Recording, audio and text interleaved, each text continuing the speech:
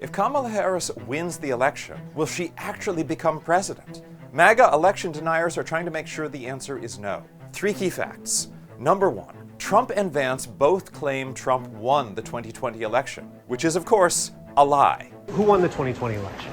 We're going to go to town hall. Could you just answer, did Donald Trump win, yes or no? Yes. He did win? Yep. We won. We did win. It was a rigged election. Obviously, Trump lost fair and square in 2020, as confirmed repeatedly by top election officials of every state, both Republican and Democrat, by 60-plus legal challenges, and by Trump's own Justice Department. The claims of fraud were bullshit. Trump and Vance are also on record refusing to commit to respecting the will of voters this time around. If your opponent gets more votes, will you concede? I really feel bad for you, man.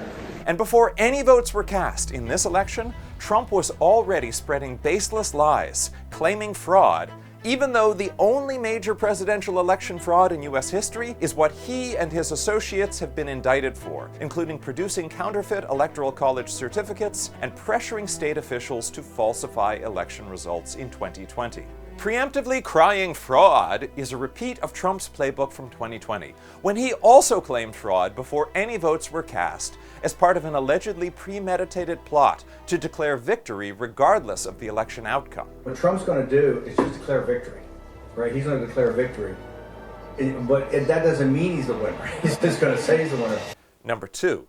MAGA election deniers have won spots on election boards in swing states where they could interfere with the certification of the results, and they've been practicing. The MAGA officials who now control Georgia's Board of Elections are requiring a hand count of Georgia's ballots, which will slow down certification. In Fulton County, Georgia this year, 2 MAGA Republicans on the election board delayed certification of the Republican primary over baseless questions about the legitimacy of the vote. In Cochise County, Arizona, MAGA election officials tried to block certification of the 2022 midterms based on no evidence but their own gut feeling that the state's Democratic wins couldn't possibly be legitimate. A new rule would have stopped a single rogue county from holding all of Arizona's election results hostage, but that rule has been blocked by a Trump-appointed judge. If MAGA obstructionists can delay any state's certification past the deadline of December 11th, those states' electoral votes might not get counted at all. Number 3. There is a risk that MAGA election deniers in Congress could refuse to certify the election at all. There are 172 election deniers in the House and Senate, and MAGA House Speaker Mike Johnson has already signaled he might try to block certification if he doesn't like the outcome. But here's the thing.